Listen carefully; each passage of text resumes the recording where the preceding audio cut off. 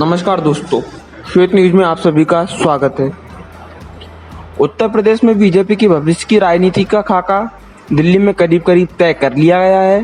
राष्ट्रीय स्वयंसेवक संघ की दिल्ली बैठक में साल 2022 में होने वाले यूपी विधानसभा चुनाव को मुख्यमंत्री योगी आदित्यनाथ के नेतृत्व में ही लड़ने का फैसला लिया गया है। इससे भी महत्वपूर्ण फैसला यह माना जा सकता है कि यूपी और दूसरे अन्य 5 राज्यों में होने वाले चुनाव में अब प्रधानमंत्री मोदी पार्टी का चेहरा नहीं होंगे। संघ का मानना है कि क्षेत्रीय नेताओं के मुकाबले प्रधानमंत्री मोदी के चेहरे को सामने रखने से उनकी छवि को नुकसान हुआ है। विरोधी बेवजह उन्हें निशाना बनाते हैं।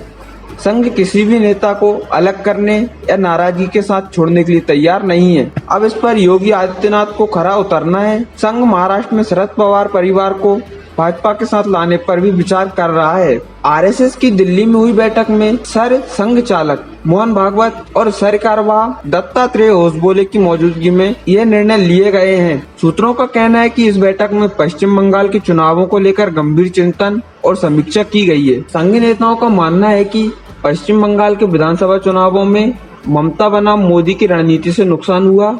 इसमें चुनाव हारने से ज्यादा यह बात है कि राजनीतिक विरोधियों को प्रधानमंत्री मोदी पर बार बार हमले करने का मौका मिला। इससे प्रधानमंत्री की इमेज को नुकसान होता है। इससे पहले भी बिहार में 2015 के चुनावों में नीतीश कुमार के खिलाफ और फिर दिल्ली विधानसभा चुनावों में अरविंद केजरीवाल के खिलाफ भी इस रणनीति से कोई फायदा नहीं हुआ। इसके साथ ही पश्चिम बंगाल में मुख्यमंत्री ममता बनर्जी और कांग्रेस ने मोदी की इमेज मुसलमान विरोधी बताने की रणनीति अपनाई। इससे मुसलमान वोटर एकजुट हो गए और 70% से भी ज्यादा मुसलमानों ने तृणमूल कांग्रेस को वोट देकर चुनाव नतीजों को एक तरफा कर दिया। पश्चिम बंगाल के बाद उत्तर प्रदेश में भी मुसलमान आबादी काफी है।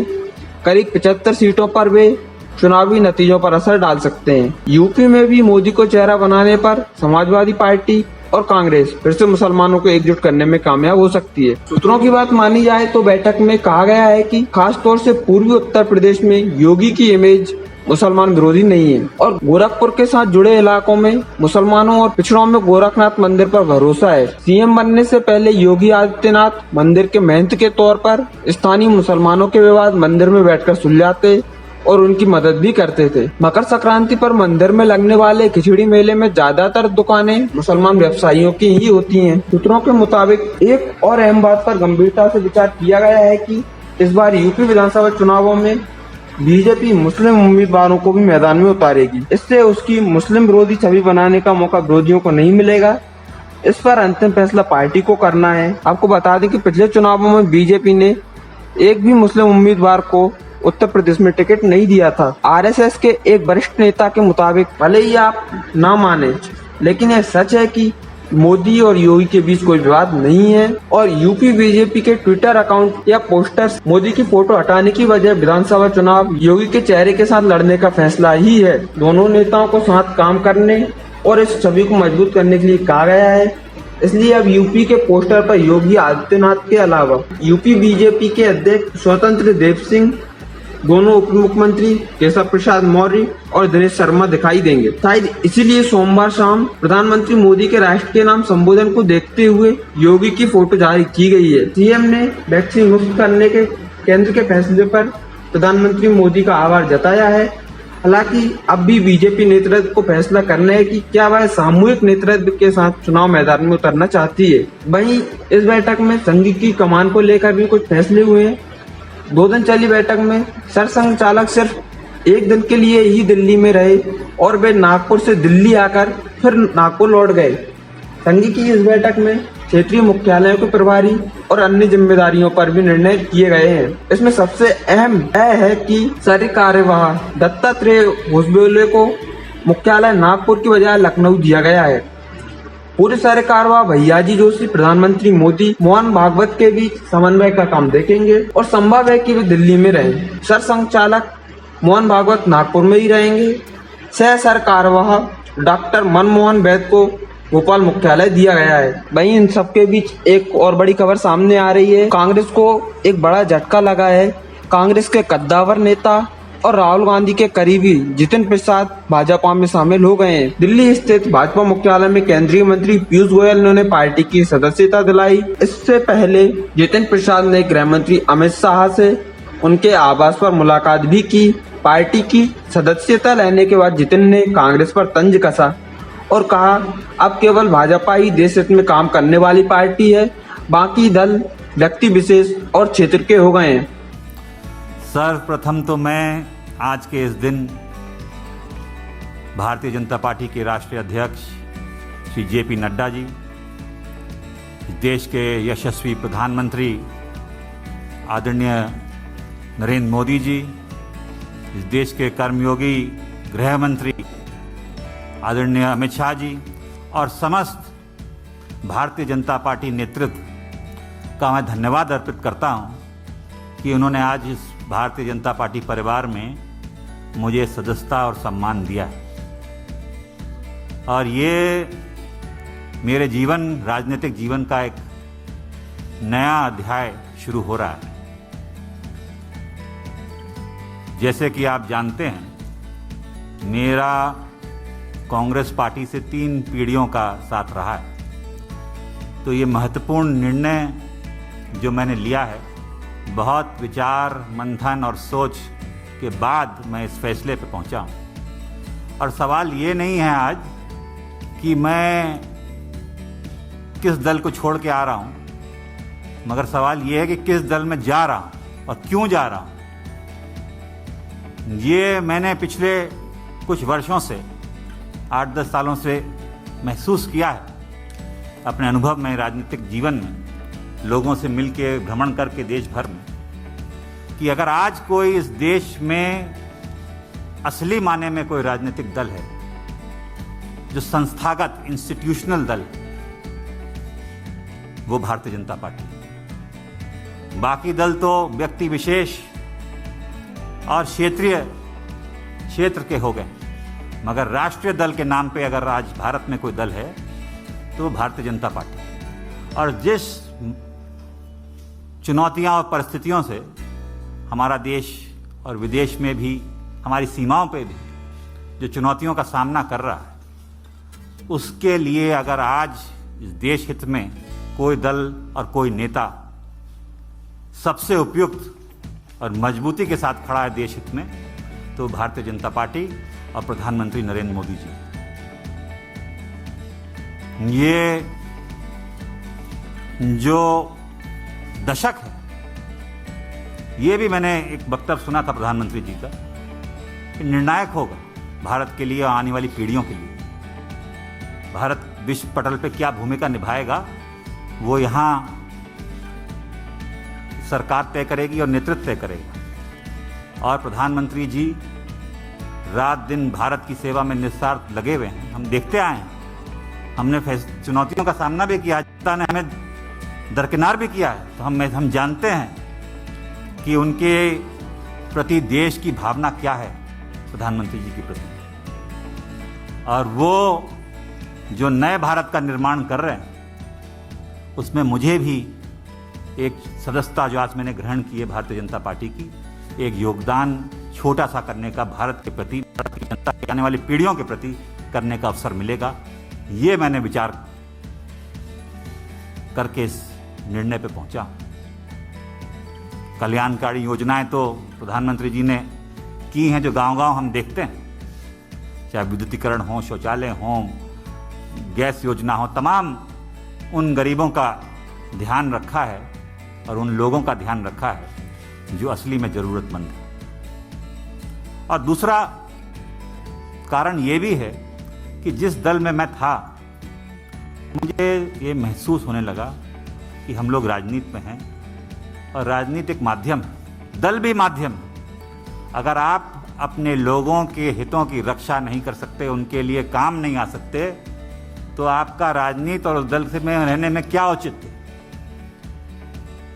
तो यही मेरे मन में, और चाहे वो देश हित हो, चाहे वो प्रदेश हो, चाहे वो जिला हो, अगर आप अपने लोगों के उपयोग नहीं आ सकते, उनके सहायता के लिए आप मौजूद नहीं हो सकते और आपके इस लायक नहीं हैं कि आप अपनी जनता के हितों की रक्षा कर पाएं, तो वो मुझे महसूस होने लगा कि वो कांग्रेस पार्टी में नहीं कर पा रहा।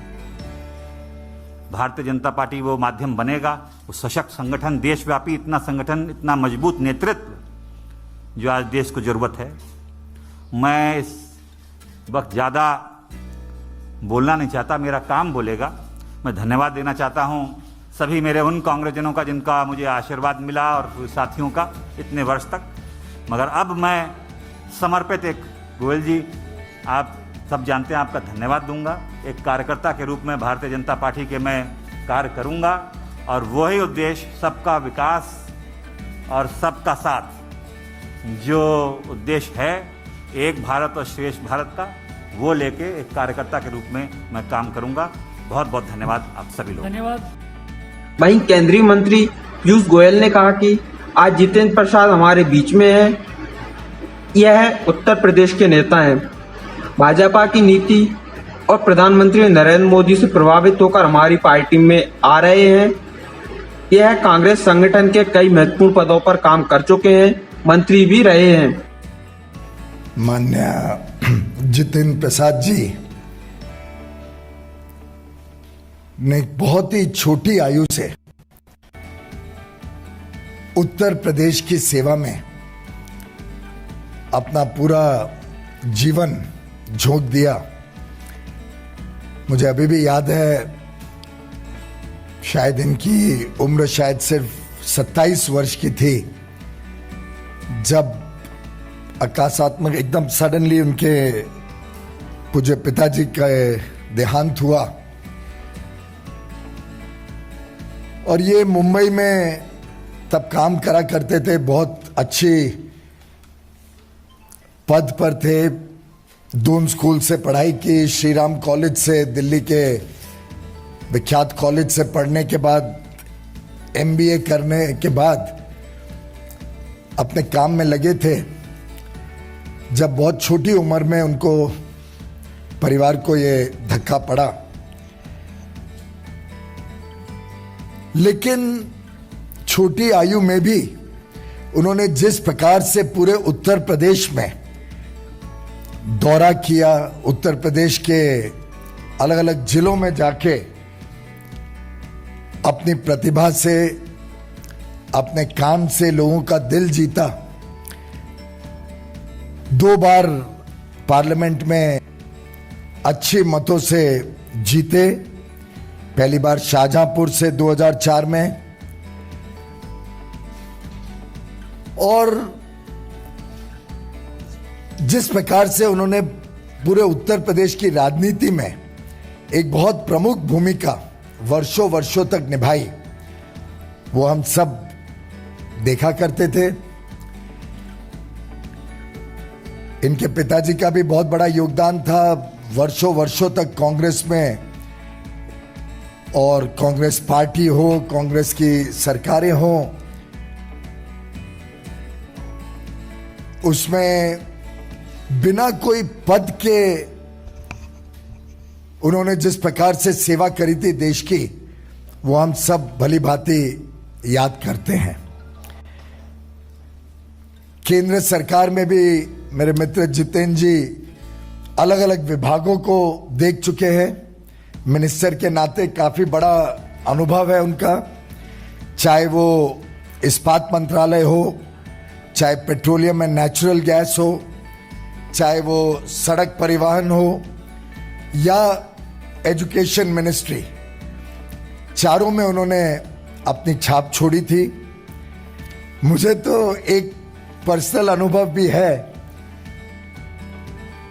मैं याद करता हूं कि जब ये पहले कांग्रेस की सरकार थी, तब इन्होंने बहुत प्रयत्न करके उत्तर प्रदेश में अपने क्षेत्र में एक मीटर गेज से ब्रॉड गेज लाइन कन्वर्जन स्वीकृत तो करा पाई, लेकिन उसको गति नहीं दिलवा पाए थे कि वो जल्द से जल्द खत्म हो, जल्द से जल्द वो पूरा हो काम।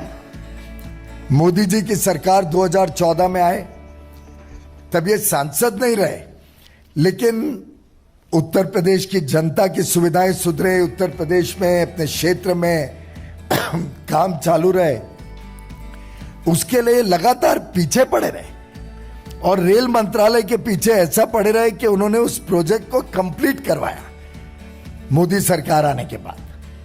तो एक प्रकार से ऐसे युवा नेता, जमीन से जुड़े हुए नेता, लोकप्रिय नेता और जिनकी प्राथमिकता समाज सेवा रही हो, जिनको देश के प्रति प्रेम हो, ऐसे एक बहुत ही कद्दावर नेता जैसे अनिल जी ने कहा, उत्तर प्रदेश की राजनीति में जिनका बहुत बड़ी भूमिका आगे मैं देख पा रहा हूं, ऐसे श्री जितेंद्र प्रसाद जी हम सबको आज हमारी पार्टी के साथ, प्रधानमंत्री नरेंद्र मोदी जी के नेतृत्व के साथ, श्री जेपी नड्डा जी की अध्यक्षता में भारतीय जनता पार्टी में जुड़ रहे हैं।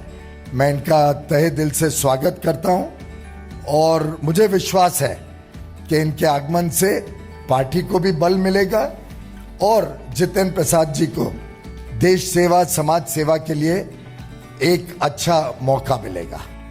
जितेंद्र प्रसाद पिछले 12 महीने में 3 बार खुलकर कांग्रेस के सामने आए हैं। पूर्व केंद्रीय मंत्री जितेंद्र प्रसाद उन 23 नेताओं में शामिल थे जिन्होंने कांग्रेस के नेतृत्व में बदलाव और पार्टी को ज्यादा सजीव बनाने के लिए पत्र लिखा था। यूपी में इसको लेकर कुछ नेताओं ने विरोध भी किया था। सचिन पायलट जब कांग्रेस से नाराज थे तब जितेंद्र प्रसाद ने उसका समर्थन किया था। तब जितेंद्र प्रसाद ने ट्वीट किया था कि सचिन पायलट सिर्फ मेरे साथ काम करने वाले नहीं बल्कि मेरे दोस्त भी हैं। इस बात को कोई भी नकार नहीं सकता है कि उन्होंने पूरे समर्पण के साथ पार्टी के लिए काम किया है। उम्मीद करता हूं कि यह स्थिति जल्दी सही हो जाए। ऐसी नौबत आई, इससे दुखी भी हूं। वहीं पश्चिम बंगाल विधानसभा चुनाव के दौरान लिस्ट देरी से आने पर भी जितेंद्र नाराज हो गए थे। तब वह कांग्रेस के बंगाल प्रभारी थे। राजनीतिक विशेषज्ञों का मानना है कि जितेंद्र के आने से बीजेपी को कोई खास फायदा नहीं होगा, लेकिन इससे कांग्रेस को नुकसान जरूर उठाना पड़ेगा, क्योंकि एक समय लगातार हार का सामना कर रही कांग्रेस को जितेंद्र ने ही पश्चिमी यूपी में खड़ा किया था। वह कांग्रेस के लिए बड़े ब्राह्मण चेहरे के तौर पर देखे जाते थे। जितेंद्र का कद कांग्रेस में काफी बड़ा रहा। वह राहुल गांधी के काफी करीबी थे, बंगाल के प्रभारी भी रहे। इसके बावजूद आम लोगों में उनकी ख्याति दिनों दिन कम होती गई। अभी के लिए बस इतना ही। अब मुझे दीजिए इजाजत, आगे फिर मिलेंगे किसी नई खबर के।